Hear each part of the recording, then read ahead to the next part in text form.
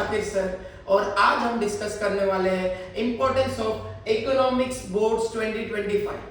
Last के दो videos में हमने देखा था importance of OCM and SP. I hope आप सब लोग ने वो वीडियो देख लिया होगा और आपको बहुत इंफॉर्मेटिव वीडियो लगा रहेगा क्योंकि वो इंपॉर्टेंट वीडियो है। अगर आपने नहीं देखा है तो अभी जा करके आप देख सकते हो। Economics and economics. तो इकोनॉमिक्स से शुरुआत करते हैं हम लोग chapter wise distribution of marks से। जैसे कि आप सब देख सकते हैं यहाँ पर वी हैव टोटल 10 चैप्टर्स जो विद ऑप्शन आने वाले 116 मार्क्स के लिए, और अगर हम लोग देखेंगे ऐसी 80 मार्क्स का पेपर हमको लिखना है। तो आप देख सकते हो introduction to micro and macro economics is for 10 marks. अगर आप पहले 5 चैप्टर देख लेते हो तो आप 60 अबव आप स्कोर कर सकते हो। बाकी में से आप 2 से 3 चैप्टर ले सकते हो जिसमें आप 80 आउट ऑफ 80 ला सकते हो।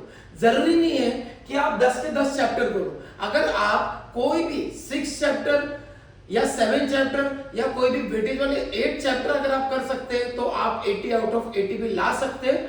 थोड़ा आगे जाकर के इसके बारे में हम डिस्कस करेंगे। सो गाइस, चैप्टर डिस्ट्रीब्यूशन तो हमारा हो गया।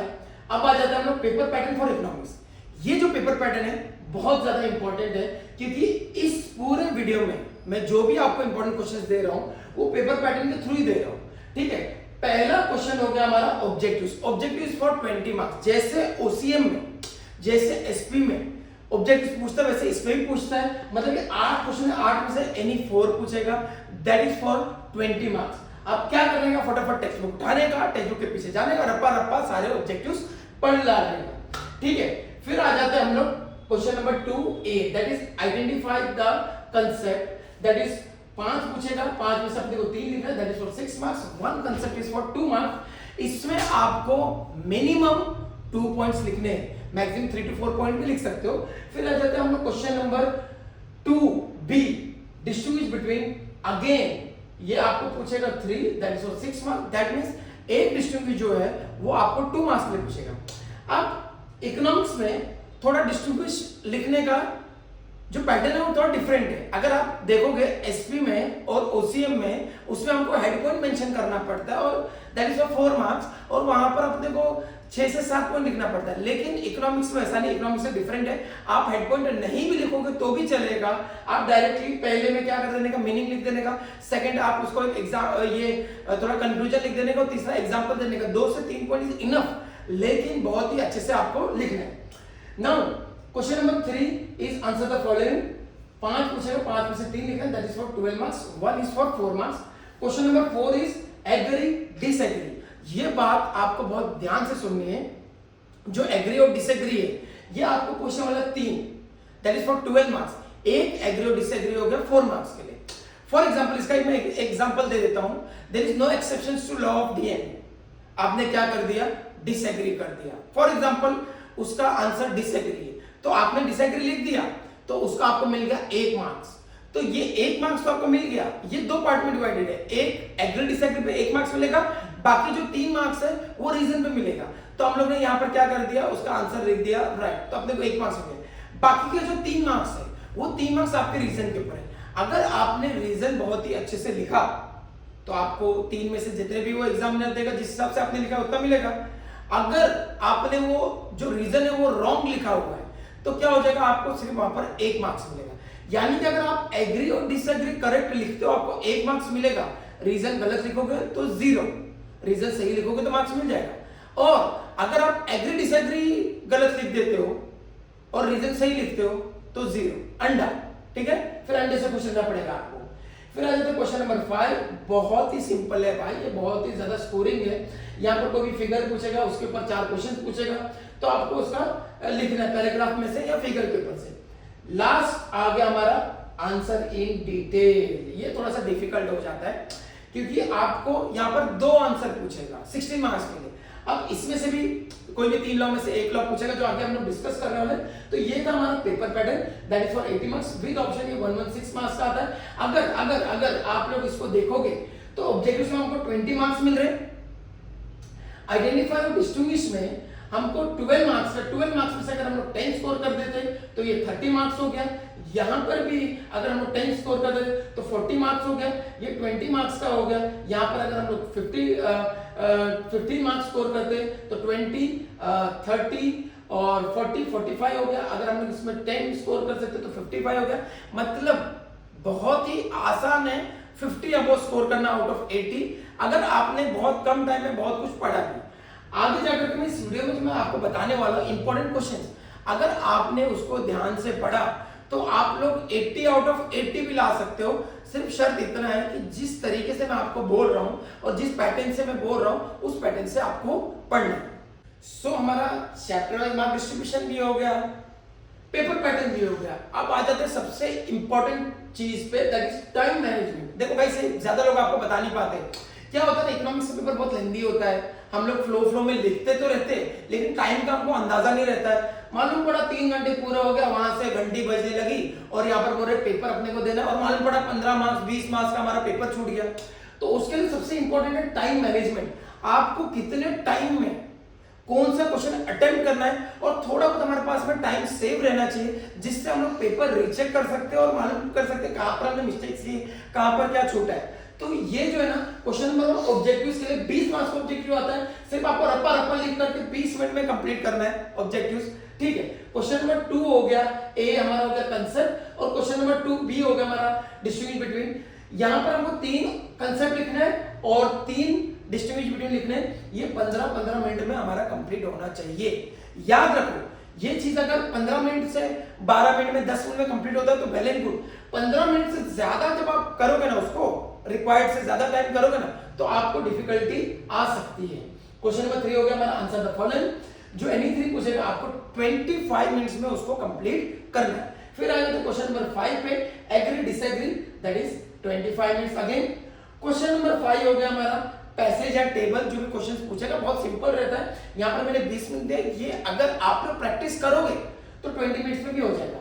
सबसे बड़ा question that is answer in detail, ये हमको 2 से 3 पेज का लिखना पड़ता है, तो इसके लिए मैंने 40 मार्क्स दिए, मतलब एक क्वेश्चन के लिए 20 मिनट्स दिए। अब ये जो टोटल अगर हम इसको करेंगे ना तो ये टोटल आता है 160 मिनट्स। याद रखना गाइस, अगर आप ये ध्यान से प्रैक्टिस करोगे तो ही 160 मिनट्स में होगा। अब बोलो पेपर कितने मिनट्स का आता है, तो पेपर के लिए हमको मिलेगा total 180 minutes. 180 minutes minus 160 minutes, 20 minutes यहाँ पर हम लोग फिर भी सेव कर देते। अब 20 मिनट्स हमको क्या करना है, हेड डाउन करके सोना है, आराम करना है, चिल करना है? नहीं, चिल तो हमको पेपर के बाद करना है, चिल करना है, ड्रिल करना है। जो 20 मिनट्स जो है ना, वो 20 मिनट्स में हमको पूरा पेपर रीचेक करना है, जहां पर मिस्टेक्स हुई उसको सुधारना है, जहां पर कुछ छूट गया उसको लिखना है। Time management is very important, तो आप इसको वाइसली यूज करो। गाइस इस वीडियो में जो भी मैं आपको क्वेश्चंस दे रहा हूं वो बहुत इंपॉर्टेंट है। ये क्वेश्चंस ऐसे नहीं उठा करके दे दिया है, ये क्वेश्चंस आपके लास्ट के 5 to 10 इयर्स के बोर्ड्स को पेपर को स्टडी करने के बाद में, उसको अच्छे से एनालाइज करने के बाद में हमने ये क्वेश्चंस बनाए। मोस्ट प्रोबेबली चांसेस है कि आपको इन्हीं क्वेश्चंस में से आपको बोर्ड्स में इस साल में क्वेश्चंस पूछे जाएंगे। अच्छा, अभी एक्सप्लेन द फॉलोइंग कंसेप्ट। अभी देखो एक्सप्लेन द फॉलोइंग कंसेप्ट हो गया, डिस्टिंग्विश बिटवीन हो गया, ये तो मैंने जस्ट आपको क्या दिया, कुछ क्वेश्चंस दे दिया जो इसमें से मोस्टली 1-2 आपको पूछेगा ही। बाकी जो बड़े बड़े आंसर्स है उसमें तो मोस्ट लाइकली क्वेश्चंस है जो आपको पूछेंगे। अभी जो कंसेप्ट है तो आप बोलोगे सर ये थोड़ा सा ब्लर दिख रहा है या डिटेल में दिख नहीं रहा है, तो आपको क्या है ना, डिस्क्रिप्शन में मैं आपको पीडीएफ का लिंक डाल दूंगा, वहां से आप पीडीएफ डाउनलोड कर सकते हो। तो ये हमारा एक्सप्लेन द कंसेप्ट है, ये पूछेगा हम लोगों को any 3 for 6 marks, minimum 3 to 4 points लिखने। क्वेश्चंस आप लोग रीड कर सकते हैं, उसको आप स्टडी कर सकते हो, उससे आप हिंट लेकर के आगे पढ़ सकते हो। क्वेश्चन नंबर 2 भी डिस्टिंग्विश बिटवीन एनी 3, ये आएगा हमको 6 मार्क्स के लिए। मतलब ये जो 13 डिस्टिंग्विश है, 13 में से आपको कोई भी 5 पूछेगा बोर्ड्स के एग्जाम में, जिसमें से आपको 3 लिखना है। तो डिस्टिंग्विश बिटवीन में मैंने अगेन आपको बोला कि 3 से 4 पॉइंट में आपको उसको वाइंड अप करना है, बहुत ही अच्छे से लिखना है, बहुत ही अच्छे से अच्छे वे में प्रेजेंट करना है, लाइन मारना है, ठीक है, बहुत ही अच्छे तरीके से पेपर में। हाँ ठीक है। अच्छा ये देखो 13 पूरे डिस्ट्रीब्यूट बिटवीन है, स्टॉक एंड सप्लाई हो गया, सिंपल इंडेक्स नंबर हो गया, वेटेड इंडेक्स नंबर हो गया, unitary elastic demand, relatively elastic demand, relatively elastic demand and relatively inelastic demand, direct and indirect demand, cost, total cost and marginal cost, public finance and private finance, perfect competition, monopolistic, perfectly elastic demand, perfectly inelastic demand, total trade, total revenue and marginal revenue, internal trade and international trade, price index number, quantity index number, internal डेब्ट and external डेब्ट। जैसे ही आपका ये 13 पढ़ के हो जाएगा फिर आप एक्स्ट्रा की तरफ जाएंगे। पहले ये 13 इंपॉर्टेंट है, इसको आप पढ़ लोगे फिर आप जाइए एक्स्ट्रा की तरफ। जब तक इसको 13 को बहुत ही अच्छे से, बहुत ही तरह से आप लोग पढ़ करके पेपर में बहुत अच्छे से लिखना है। अच्छा, हमको 80 आउट ऑफ 80 स्कोर करना है क्या सर? उसके लिए हमको पूरे 10 के 10 चैप्टर पढ़ने हैं? कोई जरूरत नहीं है पूरे 10 के 10 चैप्टर पढ़ने के। अगर आप 7 to 8 चैप्टर्स भी पढ़ते वेटेज के हिसाब से तो भी आपको 80 आउट ऑफ 80 आएगा। अच्छा, जो चैप्टर हम लोग स्किप कर रहे हैं वो चैप्टर के ऑब्जेक्टिव्स हमको स्किप नहीं करना है। ऑब्जेक्टिव्स पूरे 10 के 10 चैप्टर्स के पढ़ने हैं। बाकी जो मैं क्वेश्चन दिया पूरे 10 के 10 चैप्टर के, इसमें से जो चैप्टर आप स्किप कर रहे हो उस चैप्टर के आप क्वेश्चन आंसर बिल्कुल भी पढ़िए मत। तो ठीक है, देख लेते हैं इसमें से। ये जो मैंने इसके बाद का भी एक पेज है, इसमें मैंने कुछ 80-90 क्वेश्चंस दिए हुए हैं आपको, जो आपको पूछेंगे। 5 क्वेश्चंस हमारे बोर्ड से पूछने वाले हैं और मेरे को पूरा अश्योरिटी है और गारंटी है कि इसी में से 5 क्वेश्चन पूछेंगे जिसमें से आपको एनी 3 लिखना है। जैसे पहले चैप्टर हो गया scope of micro economics and as well as आपको स्कोप ऑफ मैक्रो इकोनॉमिक्स भी पढ़ना है। फीचर्स ऑफ माइक्रो इकोनॉमिक्स हो गया, फीचर्स ऑफ मैक्रो इकोनॉमिक्स भी पढ़ना है। इंपॉर्टेंस ऑफ माइक्रो इकोनॉमिक्स हो गया, फीचर्स ऑफ यूटिलिटी हो गया, टाइप्स ऑफ यूटिलिटी हो गया, चैप्टर नंबर 2 का है। Explain the concept of national income और उसके फीचर्स बहुत जरूरी है।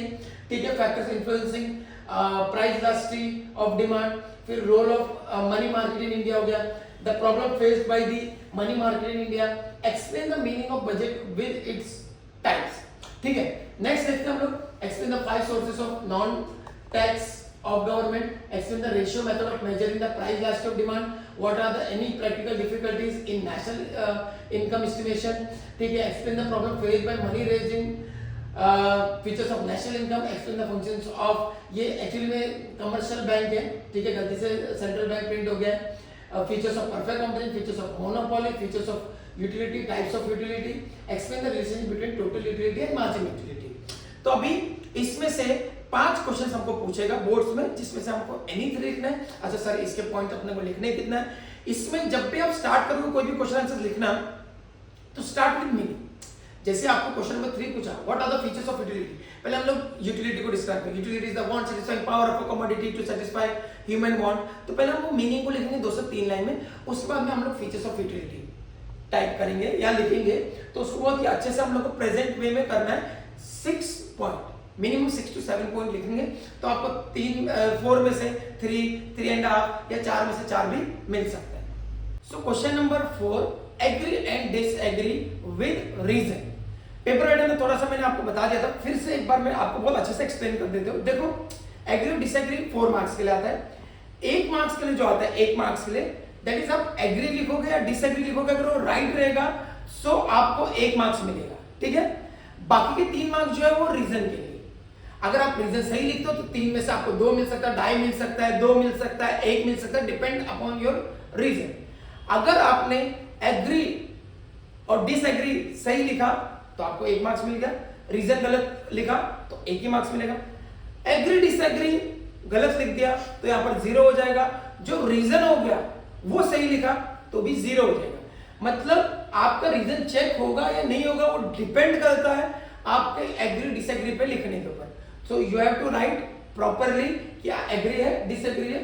पिछला एक पेज था और ये एक पेज है, इसको आप अच्छे से थरली अच्छे से कर लो। एग्री डिसएग्री पहले कर लो और आपने जो चैप्टर्स पढ़े हुए उसमें से आपके आंसर छुपे हुए। Question number 6, answer in detail. कोई भी 2 आंसर पूछेगा और मैं आपको गारंटी के साथ में ये बोल देता हूं, जितने भी क्वेश्चन मैंने इस पेज पर अगले पेज पे दिए हुए उसमें से ही आपको बोर्ड्स में 2 क्वेश्चन पूछेगा। चलो थोड़ा सा और आपके लिए आसान कर देता हूं। जो 3 लॉ है, law of demand, law of supply, law of DMU, वो 3 लॉ को आपको statement of law, assumption, exception बहुत ही अच्छे से करके जाओ। वो 3 लॉ में से एक क्वेश्चन इसमें पूछेगा। तो 2 में से मैं चलो एक क्वेश्चन मैंने आपको फिक्स कर दिया। दूसरा क्वेश्चन चैप्टर नंबर 7 से पूछता है, नेशनल इनकम से या बाकी चैप्टर से आपको पूछेगा। वो क्वेश्चंस मैंने इसमें दे दिया है और ये सेकंड पेज में दे दिया है। इसको आपको थरली करना है। या तो आपको दूसरा क्वेश्चन पूछेगा चैप्टर नंबर 3B से इलास्टिसिटी ऑफ डिमांड से, या तो आपको चैप्टर नंबर 7 से पूछेगा। बहुत ही अच्छे से थॉरली आपको कर लो। अच्छा सर इसको लिखने का टाइप कैसा है, लिखना कैसा है अपने को, स्टार्ट करो मीनिंग से, फिर आप स्टार्ट करो उसके स्टेटमेंट ऑफ लॉ से, फिर आप जो अजम्पशन पूछा तो पहले अजम्पशन लिखो, फिर बाद में एक्सेप्शन लिख दो, ठीक है। तो यहाँ पे प्रॉपरली अपने को मैनेज करना है। मिनिमम 2 to 3 पेज जाना चाहिए, 4 पेज भी जाता है, डिपेंड करता है। हाँ इसमें आपको ये ध्यान रखना है, जो मैंने आपको टाइम मैनेजमेंट बोला है, तो टाइम मैनेजमेंट के हिसाब से ही आपको यहाँ पर चलना है। बाकी और भी कोई भी डाउट अगर आपको होगा तो आप कमेंट सेक्शन में कर सकते हो। आगे जाकर के भी अगर आपको कोई क्वेश्चंस में या किसी भी चीज में कुछ भी डाउट है, अगर आप मेरे को कमेंट में लिखते हो तो मैं उसके ऊपर भी वीडियो बनाने के लिए तैयार हूँ। सो गाइस इकोनॉमिक्स के भी मैंने आपको इंपॉर्टेंस दे दी है। अभी आप फट से जाइए ओसीएम, इको, एसपी के इंपॉर्टेंस पढ़िए और रप्पा रप्पा अपना सिलेबस खत्म कीजिए, स्ट्रेस फ्री हो जाइए। और बाकी भी और वीडियोस के लिए आप हमारे यूट्यूब चैनल को सब्सक्राइब कीजिए, हमको इंस्टा पे जाकर के फॉलो कीजिए और आपके फ्रेंड्स के साथ में शेयर कीजिए। Thank you so much, all the best.